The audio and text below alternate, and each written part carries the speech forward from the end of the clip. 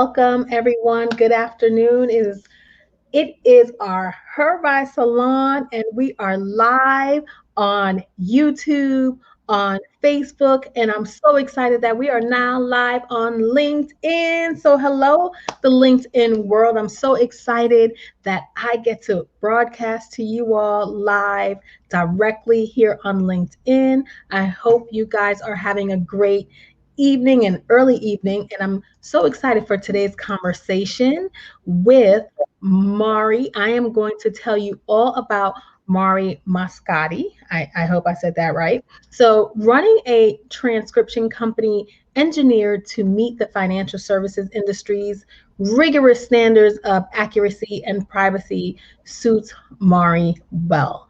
She's the holder of a FIN FINRA Series 24, 7, and 63 licenses. She spent 30 years in financial services, first as a financial planner, then as a regional sales manager, and later as a president and CEO in wealth management and trust services. The Bank Insurance and Securities Association honored her in 2018 with its prestigious Lifetime Achievement Award. And, there's just so many things that we can continue to go on and on and on about, but I want to welcome her in. Maree, how are you? Thank you for being here. Hi, thank you for having me, and it's such an honor and a pleasure to be here. The actual pleasure is all mine. As always, you are one of the many women that have been super supportive of me and her sweet spot. And so I am so excited to get into sharing more about you and what you're doing and how you climb to the C-suite to break all barriers in such a very male dominated field. As we know, we're both from that field. So I want to really learn more about you. There's so much to your resume that we didn't go over, but I did a little research and I found out that you initially wanted a career in fashion. So many accolades in the financial industry. You wanted a career in fashion merchandising, and somehow you ended up here with us in the world of finance. Can you share more about your background and how you got started? How did you transition from one industry to the next? Well, sure, thank you. I started in the in the fashion world right out of college. I was living in New York City. I was accepted into the Macy's Herald Square program, in which there was only four out of about 2,000 applicants that made it to that program. So it was an exciting career. They put me in menswear and then in unisex because I didn't want to go. Women's was typical. I Right. wanted to do the atypical. Um, and I wanted to mix it up. And back in the day, really going to date myself here, Marsha, but back in those times, men barely wore blue shirts, let alone any other color than white. So you So can you imagine. like a challenge, you're saying. I love the challenge. Give me something that's out of the norm, and I love the challenge. However, I grew up in the fashion merchandising world quite quickly, and I got bored of it, believe it or not. It was a dream come true, but yet I found that it wasn't challenging me any longer. And then I looked in the New York Times one day. I knew I loved people.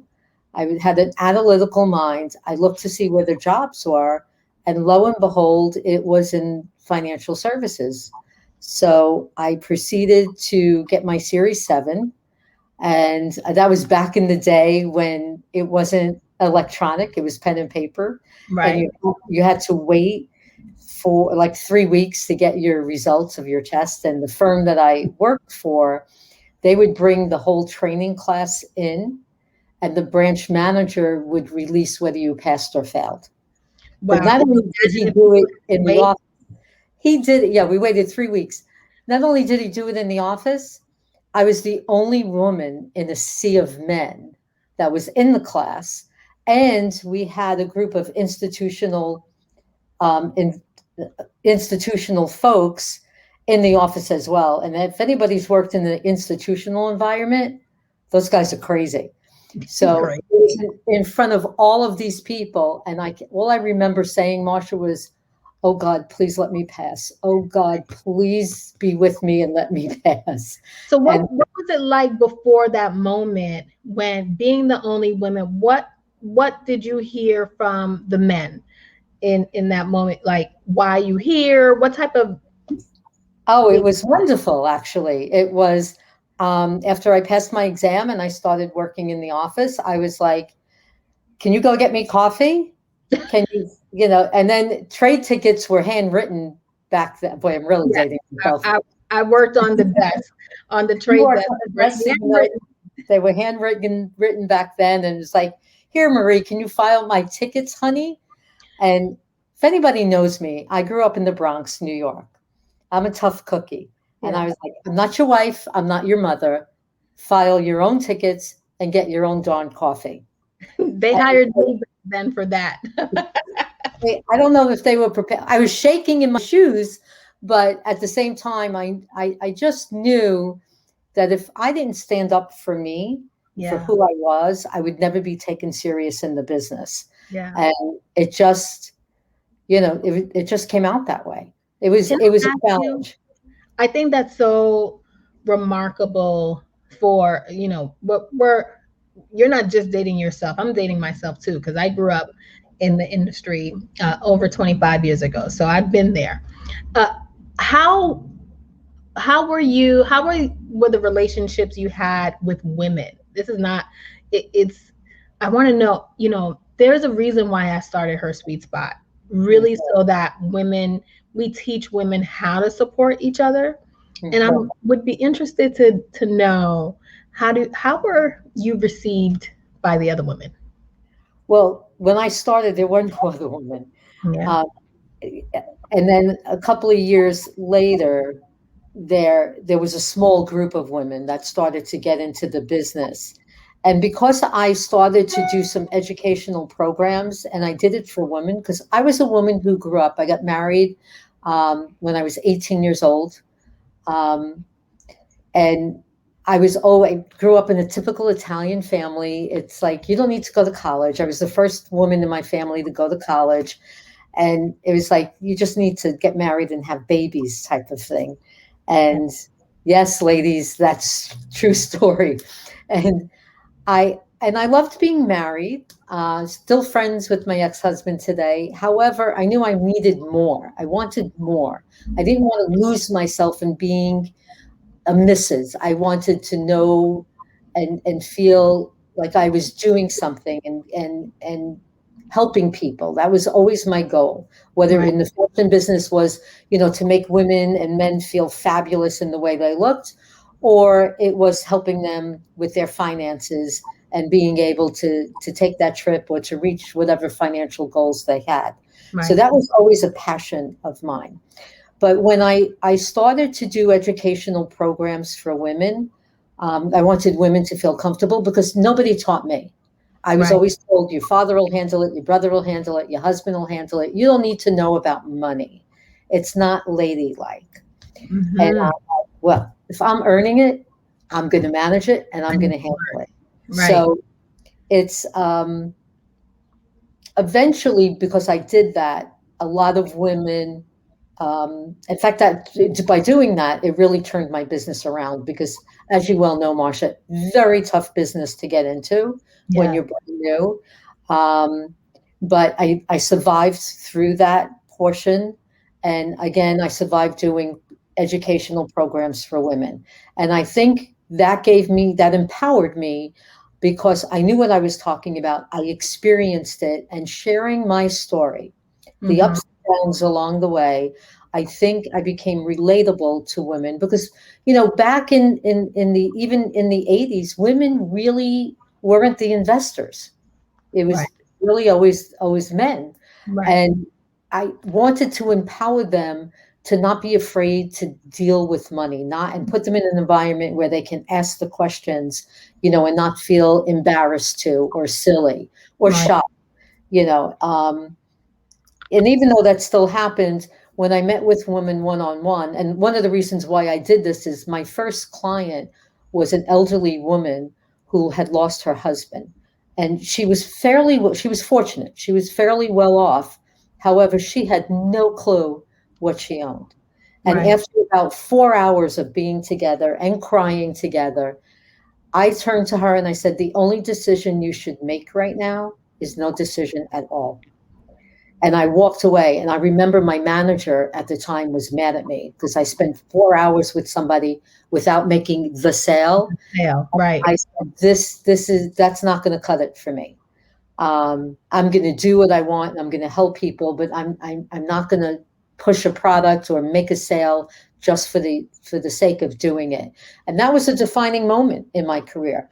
I was able to know which venue I wanted to take, Mhm. and I worked with a lot of women. And then as women in the industry started to grow, um, it wasn't that we were not supporting each other.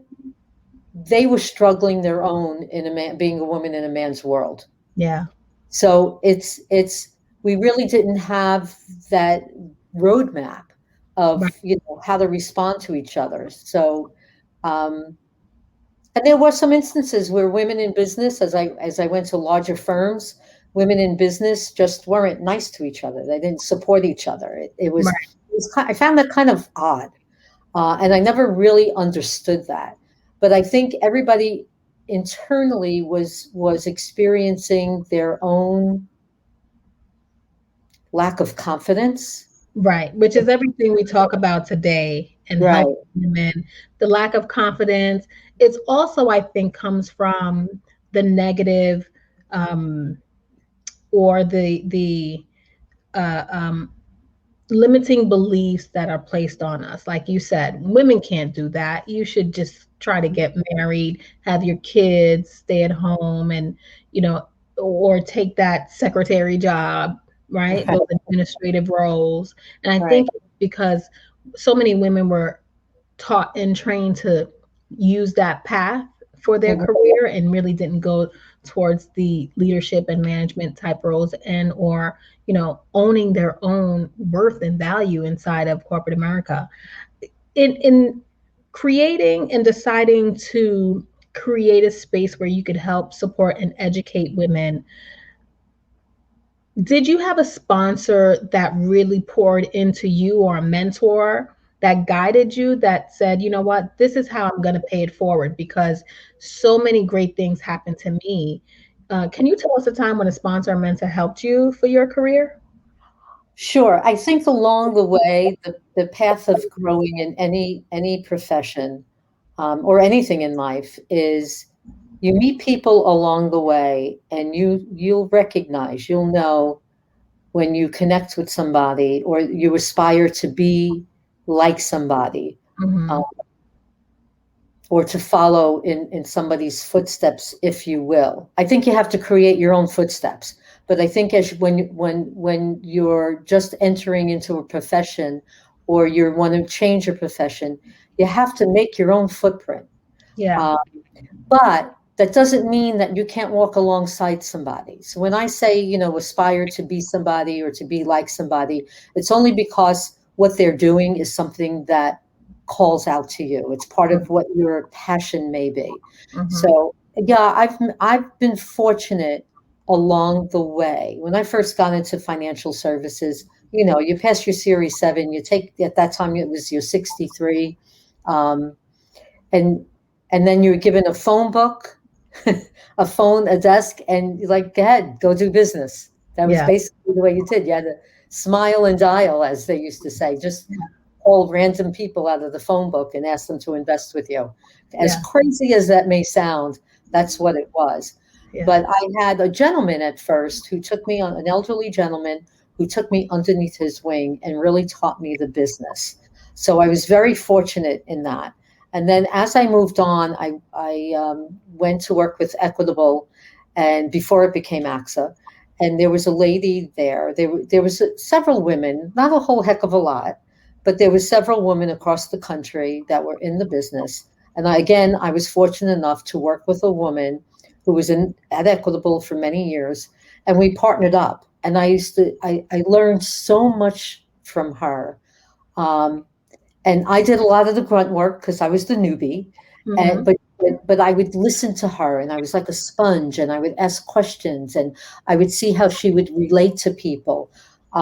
So she was a strong mentor. And again, along the way, I think we have many mentors, whether they actually term themselves mentor. I mean, one of my previous bosses was such a great, inspiring man that I learned so much about being in a leadership role from him. You don't have to lead people, with a bat. You Right. know, there's a way to empower people to make their own decisions, but you can bring out the best in them. So, and then a lot of it came, generically, where I just always focused on what my mother taught me growing up is to, if you don't have anything nice to say, don't say it at all, was Say it one. all. And just treat people the way you would like to have been treated. Nobody, you make a lot of mistakes, and as long as you learn from them, you're fine.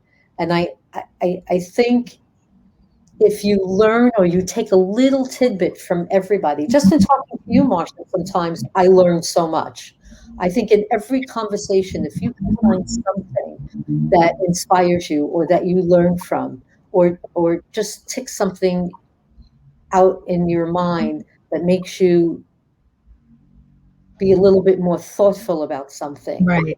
or puts you down another path that you didn't quite think about previously.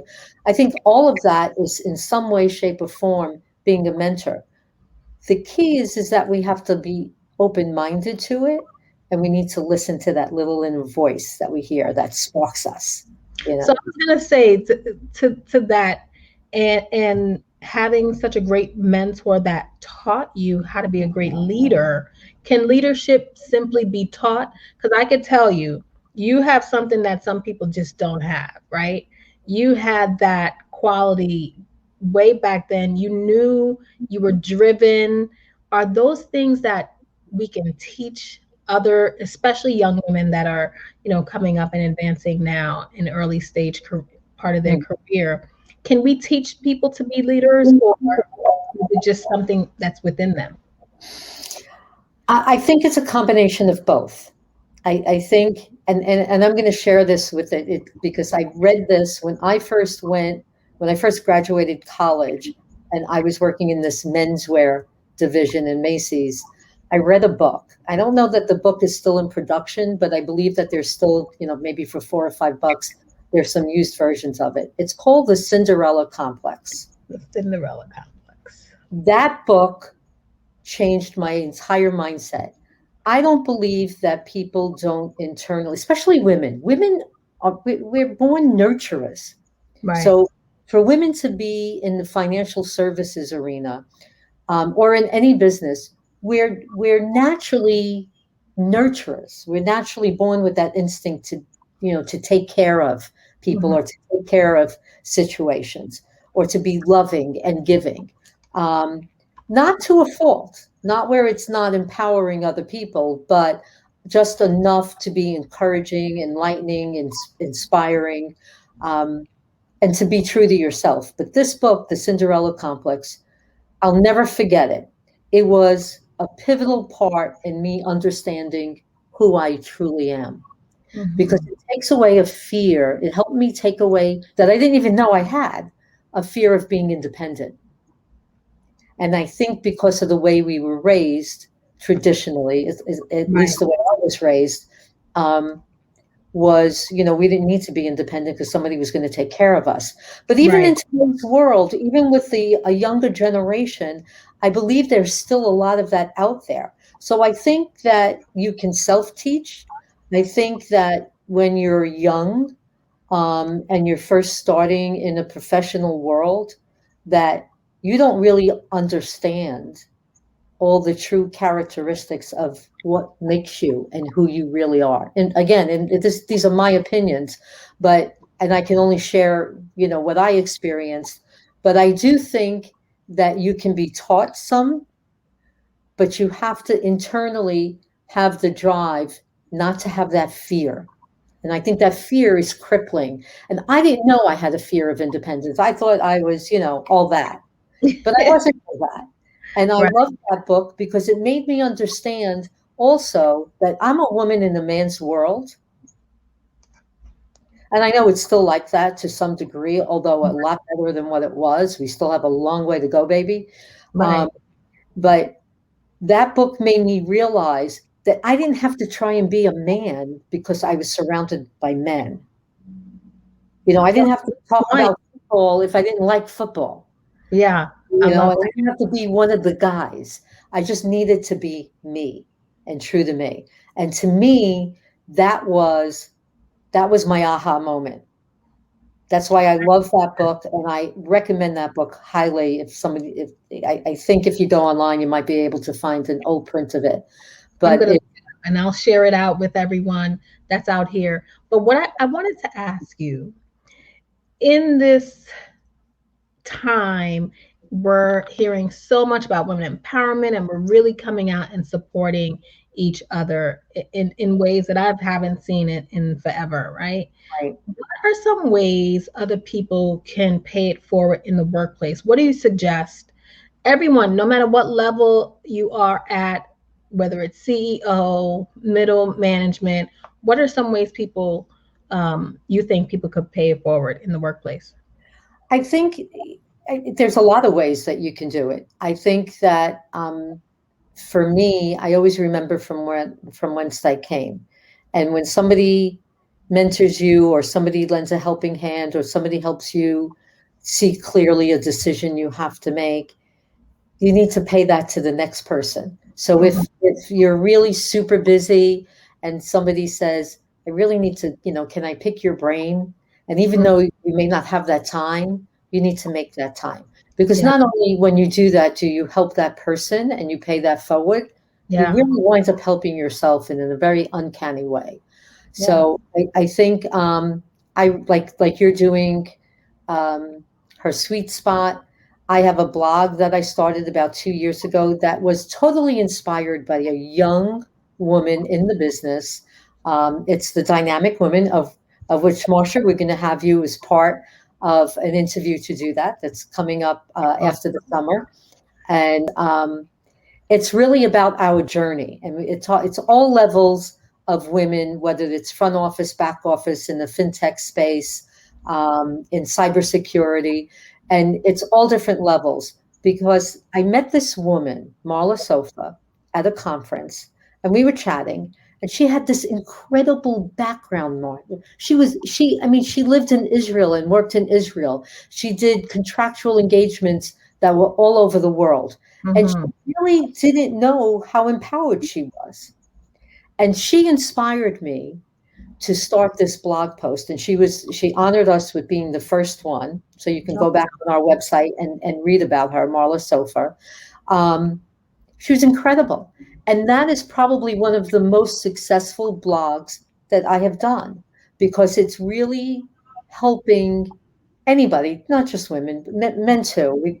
Right, But we highlight women, and then about, I don't know, 8 months, 10 months ago, we started and the men who support them, because I wanted to deliver that it's not just about women, men along the way, empowered men that are very confident, understand that women have a real value in the marketplace, and they right. need to pay it forward as well. So I think by lending a hand, helping them, sharing your experiences, kind of gives other people ideas. Um, never, Can't never do it alone, right? We can't. I say, you can't do it alone. I hear oftentimes people ask me, so, you predominantly work with women of color. Why do you just focus on that sector? Or can I join your organization? Can I join the network? I'm not a woman of color. And the Right, answer is, of course, because that's my main driver. Does it mean that we need each other? Women of right, color can't do it without men, non-women of color. We need each other in order to continue to grow. And, right. and it's important that we have an inclusive, that's why DEI Yes, is so important, because yes. no one group can truly do it alone. I wanted to go into, Maree, about your transition from Hmm. working inside the field, right? Yeah. And starting your own business. At one point, her sweet spot is predominantly women and men that are running side businesses and working full time. What are Right. some of the challenges you had starting? Did you just rip the band-aid and leave work and go straight into your own business? Well, first, let me say, Copytalk is not my own business. I didn't start the company. The company's just turned 20 years old. I became CEO about 9 years ago. So it is a privately held company. I did make the transition from being, retail financial services Mhm. into this fintech space. What do I know about technology? I I didn't know anything about technology. I know the world of financial services, uh, Right. but I didn't know anything about technology. And I this is find what I say. I find that statement so fascinating because I'm not a technical person in fintech, but I've spent over 15 years now in fintech, and I'm proud to say, although I haven't said it often, that I'm a person in tech, right? Yeah. But our skills as analysts, it's where would they be without us? Hello, right? They wouldn't know what to build and what people, the users, need and how to Right. incorporate that into the systems. So I think you and I are they couldn't be a fintech without our work. Well, that's a very valid point because even when I took this role, I accepted this position. My own husband said to me, "I don't want you to get mad, but what the heck do you know about technology?" Well, thank you for the support. Talk about a lack of support. I said, "Well, thank you very much." I said, "But here's the deal. I know enough to surround myself with great people that know IT and development and know the technology. I know how to run a business." That's right. So, and I know who we cater to. I know that business like the back of my hand. That's right. So you know what? You never let them see you sweat. And it's another good point.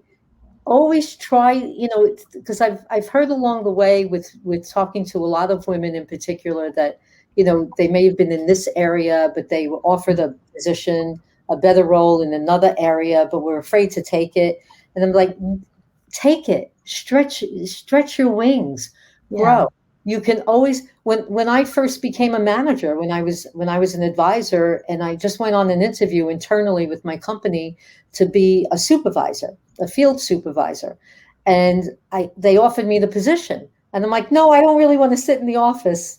I like my clients. I want to be out in the field, do what I want to do. Yeah. And they came back, offered me more money, and I'm like, it wasn't really about the money. But I took it, but I made a deal with them. I said, keep my area, my territory open for Hmm. 3 months. I'll try this out. If I don't like it, I'm going back. And I wound up loving it. So you don't know. And Never then know. when I made the switch from being in financial services into the fintech space, yeah, was it scary? Sure. But like I said, you never let them see you sweat. I Right. went in, I had to do what I had to do. I still don't know everything 9 years later about technology, but I have an amazing team around me that will just say, Maree, what is it that you want? Tell me what you want and let them figure it out. That's their role. That's their job.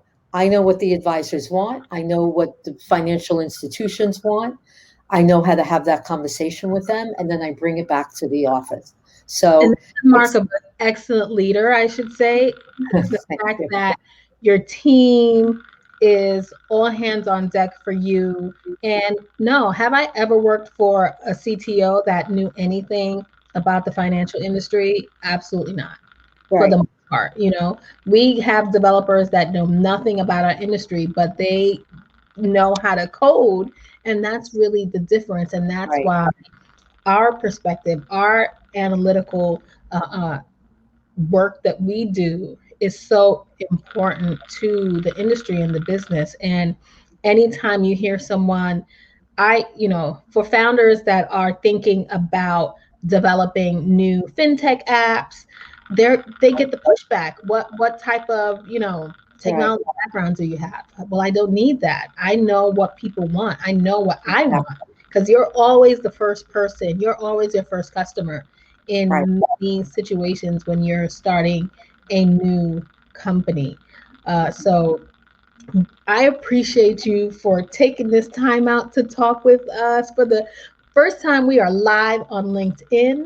You are my first guest on LinkedIn Live. So I appreciate you for being here and sharing all your knowledge and wisdom and a little bit about your journey as a woman CEO of a fintech company and really impressing on people about their fears moving into new uncharted territory and how important it is to really step out on faith and give yourself the opportunity to try something new. So true. Well, thank you for having me. I really do appreciate the opportunity. It's been a pleasure, Maury. Until you guys know how I like to end each broadcast, until next time, when we empower each other, we all rise. Bye bye for now.